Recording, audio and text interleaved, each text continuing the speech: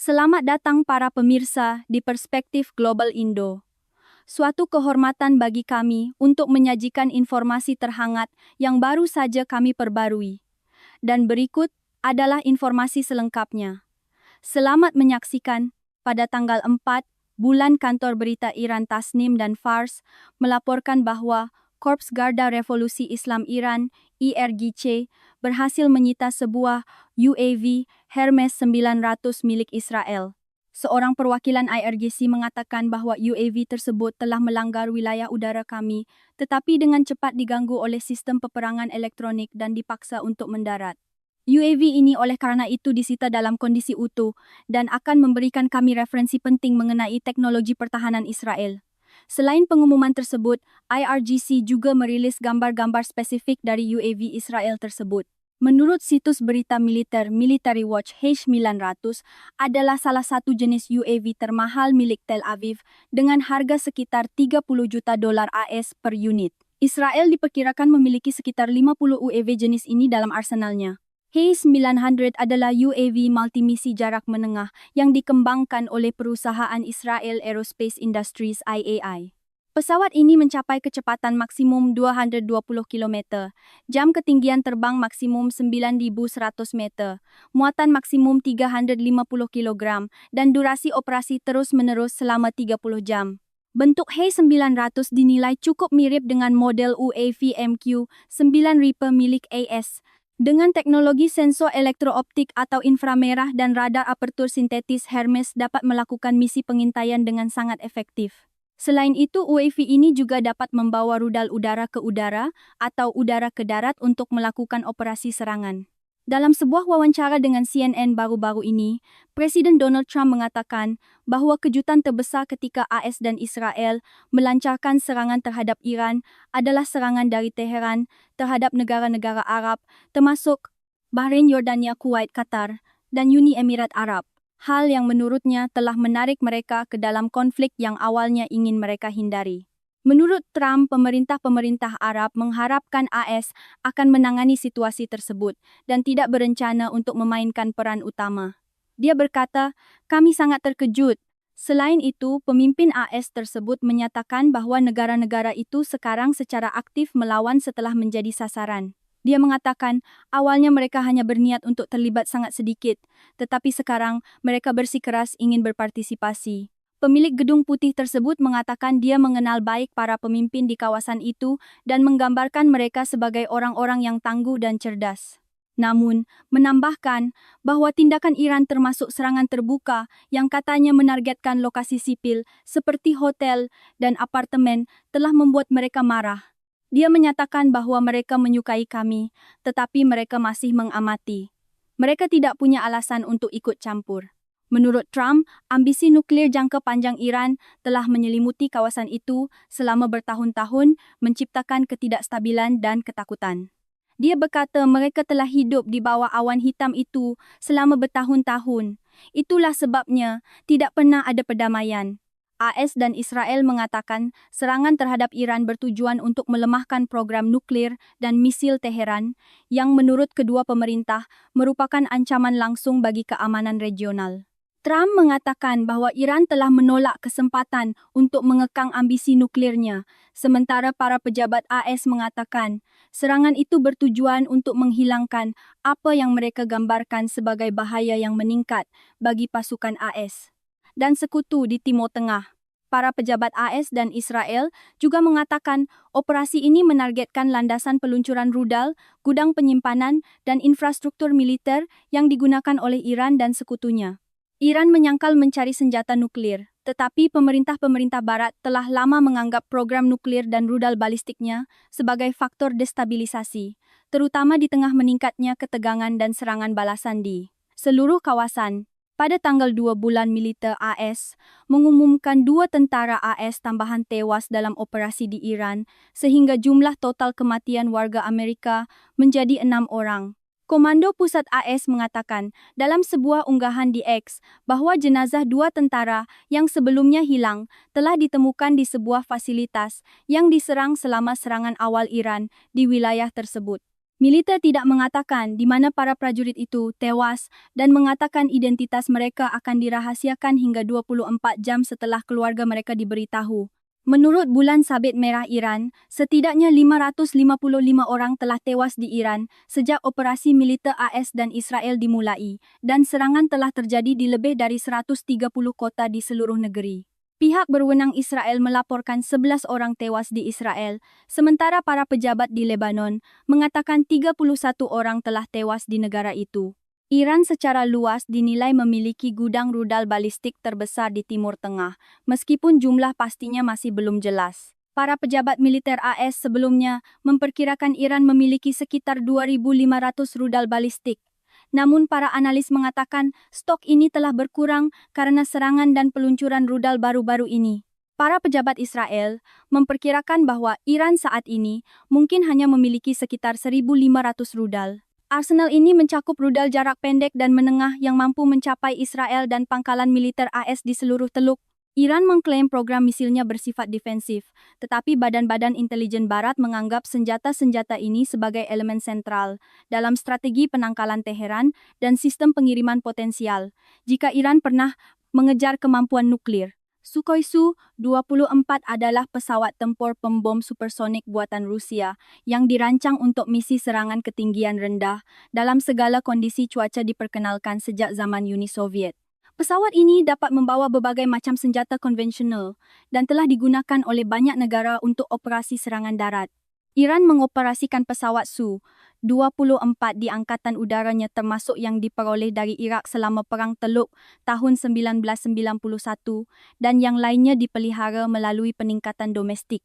Pesawat-pesawat ini tetap menjadi bagian dari armada pesawat Iran yang sudah tua, tetapi masih dapat beroperasi meskipun para analis militer berpendapat bahwa efektivitasnya terbatas terhadap sistem pertahanan udara modern. Dalam posisi militer yang lebih lemah, Iran telah memilih strategi atrisi mengacaukan kawasan dan menantang tekad AS Israel dengan konfrontasi jangka panjang. Saat ini Iran menghadapi situasi tersulit sejak Revolusi Islam tahun 1979 ketika serangan gencar dari AS dan Israel pada 28 bulan menewaskan pemimpin tertinggi Ali Khamenei dan sejumlah pejabat tinggi. Pada hari-hari berikutnya AS Israel terus melancarkan serangan udara skala besar yang menargetkan sasaran militer dan politik penting politik. Iran telah melancarkan kampanye balasan yang sengit, menembakkan rudal balistik dan pesawat tanpa awak UAV ke sasaran-sasaran Israel dan AS di seluruh Timur Tengah. Serangan-serangan Iran telah mengganggu operasi penerbangan regional, menyebabkan aliran barang melalui Selat Hormuz hampir lumpuh dan merusak beberapa infrastruktur minyak dan gas di negara-negara tetangga. Fali Nasr, seorang anggota senior studi internasional di Johns Hopkins di Washington, berpendapat bahwa dalam konteks inferioritas kekuatan militer terhadap AS dan Israel, respons Iran adalah mengacaukan ekonomi Teluk, mendorong harga energi global dan inflasi naik. Tujuan akhir yang mereka tuju adalah membuat Presiden Donald Trump dan sekutunya menghadapi kerugian yang begitu besar, sehingga mereka tidak dapat lagi menanggungnya dan harus menyatakan penghentian kampanye serangan. Nasr menilai bahwa perang telah menjadi ujian kemauan dan daya tahan Iran menghadapi kekuatan militer yang jauh lebih unggul. Oleh karena itu, strategi mereka adalah menguji kemauan lawan dengan memperluas medan perang, memperumit perang, dan meningkatkan risiko bagi ekonomi dunia. Ali Vaez, Direktur Program Iran di International Crisis Group di Belgia, setuju dengan pandangan ini. Dia mengatakan, Iran ingin negara-negara minyak kaya di Teluk juga merasakan penderitaan perang dengan harapan menciptakan gelombang anti-perang yang cukup besar di opini publik negara-negara tersebut untuk memaksa AS mundur. Vaez berkata, bagi Iran kelangsungan hidup rezim adalah kemenangan, bahkan jika kemenangan itu harus ditebus dengan kerugian yang sangat besar dan merusak hubungan dengan negara-negara tetangga. Pangkalan militer dan fasilitas diplomatik AS di seluruh Teluk telah diserang. 6 tentara AS tewas setelah serangan UAV di sebuah pangkalan di Kuwait. 3 jet tempur F-15 AS ditembak jatuh oleh tembakan teman friendly fire, menandai salah satu kerugian perangkat keras paling serius bagi Washington dalam kampanye ini. Ravi Chaudhary, seorang mantan pejabat senior Angkatan Udara AS, menilai bahwa gudang rudal balistik jarak pendek dan menengah Iran Squadron, UAV, Kamikaze Shahed, serta kemampuan perang siber dan peperangan elektronik menciptakan ancaman yang mengerikan bagi pangkalan-pangkalan militer AS di kawasan itu. Dia berkata, fasilitas militer AS sedang diuji tidak seperti sebelumnya dalam konflik ini. Lawan telah membuktikan kemampuannya untuk menyerang infrastruktur kritis yang bertujuan untuk mengurangi kekuatan udara AS. Tantangan itu meningkat ketika Iran menerapkan taktik asimetris, memperluas kampanye serangannya ke infrastruktur yang memasok sebagian besar minyak dan gas global. Serangan UAV Iran menyebabkan kebakaran di pusat minyak penting Arab Saudi, sementara serangan lain memaksa Qatar, salah satu eksportir terbesar dunia, untuk menghentikan produksi gas alam cair, LNG.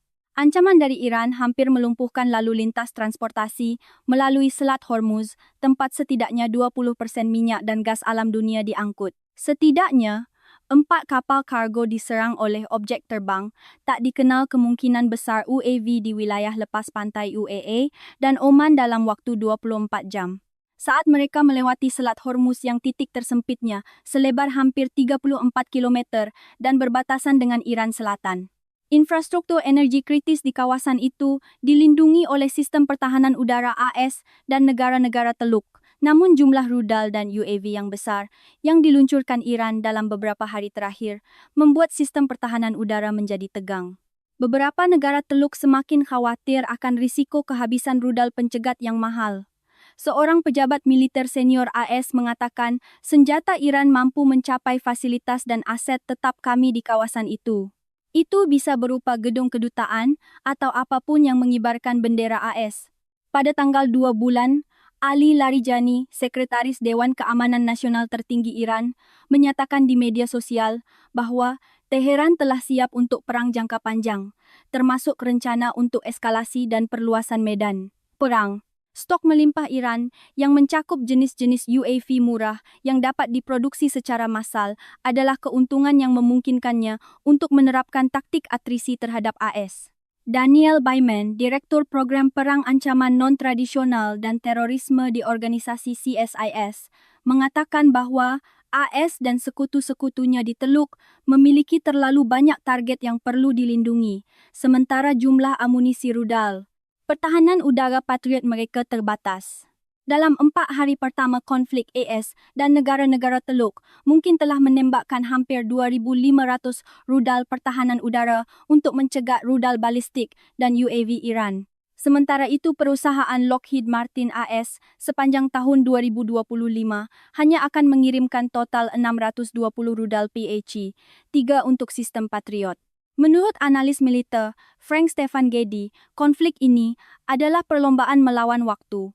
Dia mengatakan AS Israel dan sekutu-sekutunya sedang mencoba untuk menghancurkan gudang rudal landasan peluncuran dan simpul komunikasi Iran secepat mungkin untuk mencegah negara itu meluncurkan rudal balistik yang lebih kuat di tengah menipisnya cadangan rudal pencegat.